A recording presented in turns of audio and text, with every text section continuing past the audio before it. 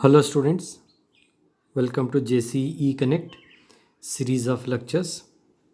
In previous lecture we have seen the steps for the design of beams, and in this particular session I'll be taking one design example and we'll understand the steps uh, involved in the design of beams. So here the design example I have taken: design a simply supported beam of span 5 meter carrying a reinforced concrete floor capable of providing lateral restraint to the top compression flange. The beam is subjected to a dead load of 20 Newton per meter, excluding self weight, and imposed load of 30 kilonewton per meter. Assume Fe410 grade steel. So here in this problem, load is been mentioned here, and for the given load you have to assign the section and then various checks. So let us solve this design problem. The step number 1, you have to note it down all the properties of material as well as the partial safety factor. Then in that step number 1, so for Fe410 grade steel, so we know Fy is 250 Newton per millimeter square and Fyw is also 250 Newton per millimeter square. Then partial safety factor for a material is 1.1 and for the load 1.5. Then in step number 2 you have to do the load calculation. So total UDL for a simply supported beam, this is the UDL acting over the simply supported beam. The span is given 5 meter. Then dead load plus live load plus self weight of the beam, this is the total UDL. Okay. Then assuming self weight of the beam. So generally the self weight of the beam, as I mentioned earlier while discussing the design steps, so generally 0.8 to 1 kilonewton per meter. So here I have taken the self weight of the beam as 0.8 kilonewton per meter. Then the dead load is given 20 kilonewton per meter, and the also imposed load, that is a live load, is 30 kilonewton per meter. Then the total load will become 50.8 kilonewton per meter. Then this is the working load. Then the factored load, that is W, will be 1.5 times 50.8, that is 76.2 kilonewton per meter. Since the beam we are designing here is a simply supported beam, for a simply supported beam carrying a UDL, the maximum bending moment, that is step number 3, the maximum bending moment will be M equal to WL square by 8. Then W already calculated, then substitute that value here, and the span is given, then WL square by 8, we get 238.12 kilonewton meter or 238.12 into 10 raised to 6 Newton millimeter. And in step number 4, so after calculating bending moment, then you have to calculate the required plastic section modulus. So this ZP is the plastic section modulus, and which represents the strength of the section. So the required plastic section ZP is given as M, because we know M equal to ZP into Fy divided by gamma MO. So from this, so ZP will be M into gamma MO divided by Fy. Then substitute the value of bending moment calculated in the above step, substitute here. Then we get this much is the required section modulus. Then in step number 5, after calculating section modulus, you have to select the section for the required section modulus. selection of section. So you have to refer IS 800 2007 annexer H, that is page number 138. Select I section. You have to select I section having a plastic section modulus, that is ZP, more than the required. So you have to select a section such that the plastic section modulus, that is ZP, should be more than the required. This is the required one, and whatever the section you select, that should give a more ZP value. So let us try ISMB 450 at 72.4 kg per meter. As I mentioned in earlier lecture, so preferably for the beam section you have to choose ISMB or ISLB or ISWB. So here I am trying by taking a section of ISMB 450 at 72.4 kg per meter. So let us note it down the properties of this section from the steel table, or refer IS 800 2007 page number 138. You will be getting all the properties of the chosen section. The properties means what is the depth of the section, thickness of flange, thickness of web, width of flange, then the root radius, this one at the junction. Then so here I have taken the properties. Then also noted down the elastic section modulus of the chosen section, and also noted down ZP. From this ZP you will get in IS 800 2007. Noted down this ZP. This is the ZP for provided section. Then from the steel table you have to note it down the root radius R1 for the chosen section. Then IZZ, that is moment of inertia about a major axis, that this also you have to note it down. This required when you do check for deflection. So this is very, very important. You have to take this property also from the steel table. First you have to note it down all the properties which are required for the design of beams. Okay. So just to follow the steps what I have mentioned earlier. Then after once you note it down, after noting properties, the next step you have to do is section classification. Then calculate epsilon, then the root of 250 by Fy, 250 by 251.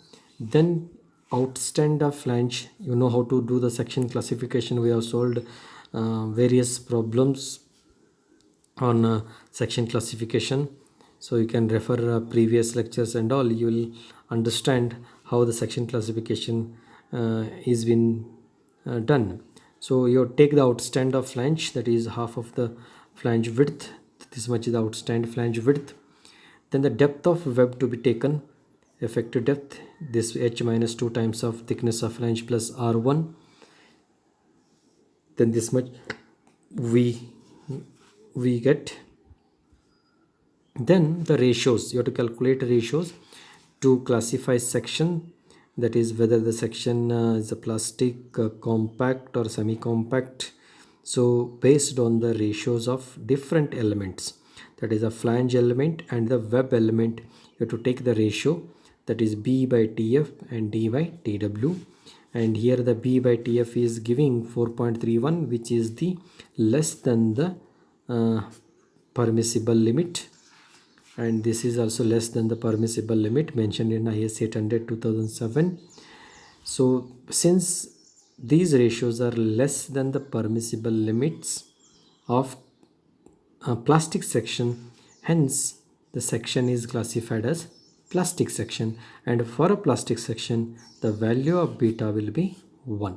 Okay, so up to 9.4 for a flange ratio is classified as a plastic. Then up to 84 the web element ratio is classified as plastic. Since both elements are lying in a plastic section, hence the entire section is classified as plastic section. For a plastic section the value of beta is 1.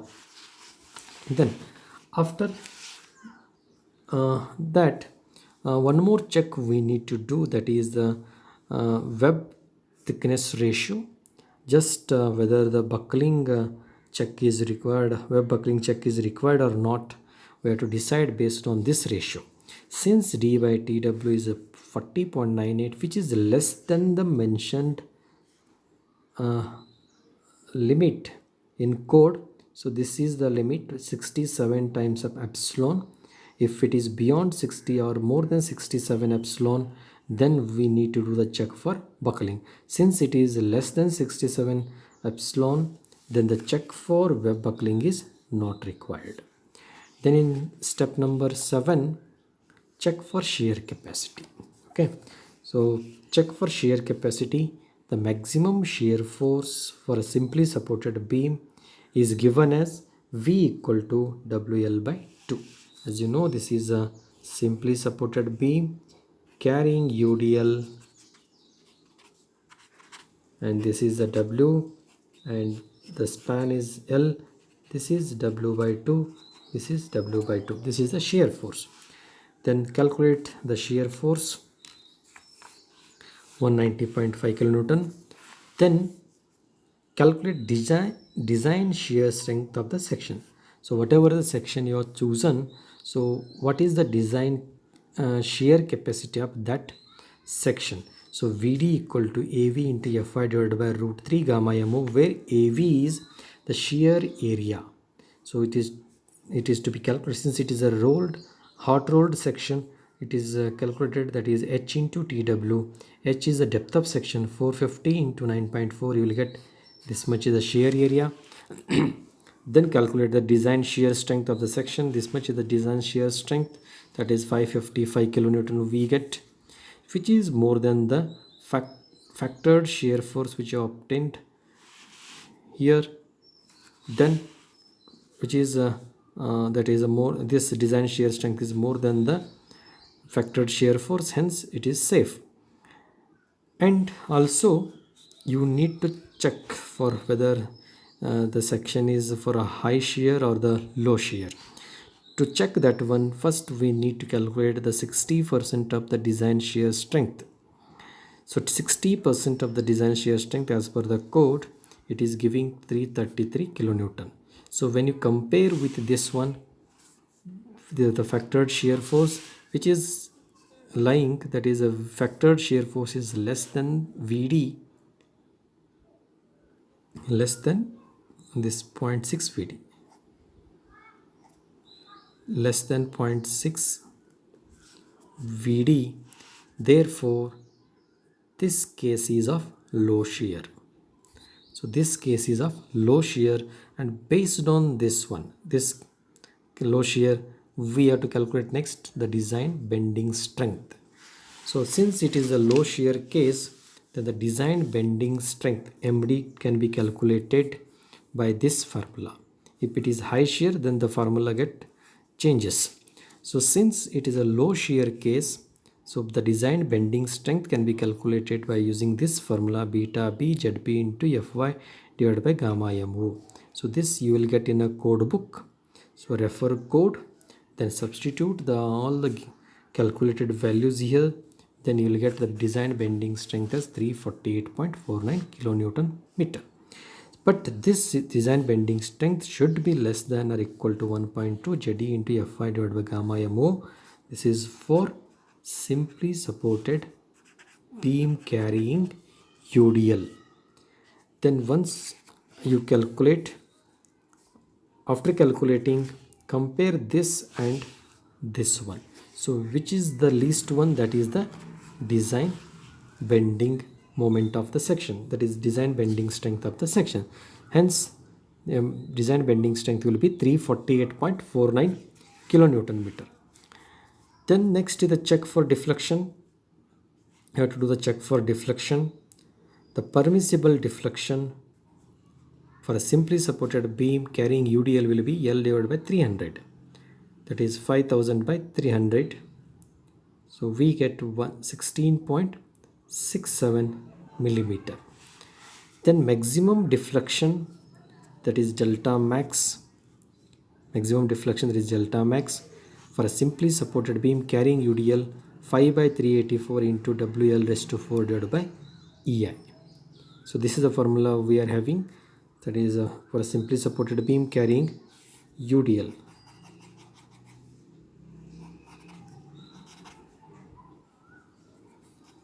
So this is maximum deflection. So this maximum deflection is 5 by 384 WL raised to 4 by EI. Then W to be taken the working load. So you have to take working load divided by 1.5. You will get this much. Then delta max will be 5 by 384. Then you will be getting, substitute all the values here. You will be getting this much is the deflection, 6.8 mm, 80 mm, but which is less than the permissible limits, that is 16.67 millimeter. Hence it is safe. Hence it is safe. The next check you have to do is check for web bearing. So check for web bearing or check for web crippling, but here we are not doing a check for web buckling, since web buckling check is not required as we have seen in previous steps. So but you have to do the check for web bearing. So this is the I section. So under a reaction at support, under concentrated, this acts as a concentrated load at reaction, and this entire web acts as a compression member. Then the bearing, the stiff bearing strength to be assumed as 100 mm. Just to assume as a 100 mm stiff bearing length, this one. Then also you have to take the load dispersion from the support through the flange. The load is being dispersing, or this whatever the reaction is acting, this R which is being dispersing, and this as per the codal provision, the load dispersion to be taken at 1:2.5 slope. 1:2.5 slope. So means at every 2.5 horizontal, 1 will be the vertical. So 1 will be the vertical. So when we are passing this load dispersion through the flange, and wherever it cuts the root radius after passing the flange, that is up to that you have to take as a N2. Okay, then the length of dispersion will be B1 plus N2. Okay, then the bearings, then the N2 will be hold. So for every 2.5 horizontal, 1 is a vertical. Then for N2 horizontal, what is a vertical here? TF plus R1.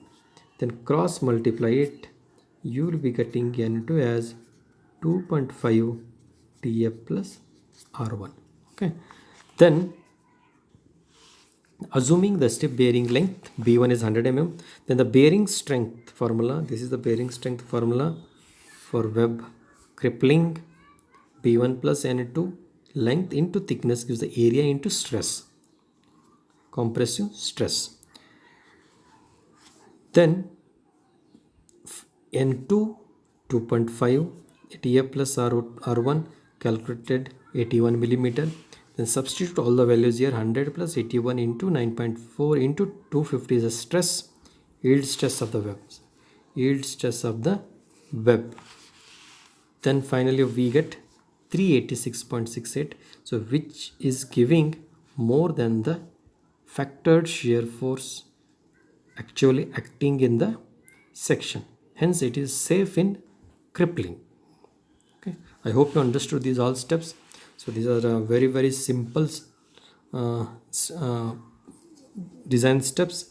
So just to follow the steps mentioned earlier, then generally these problems will be asked for 15 to 20 marks. I hope you understood this design problem. So in this case I have taken a simply supported beam carrying UDL. So next class we'll take one more design problem of different type. Thank you.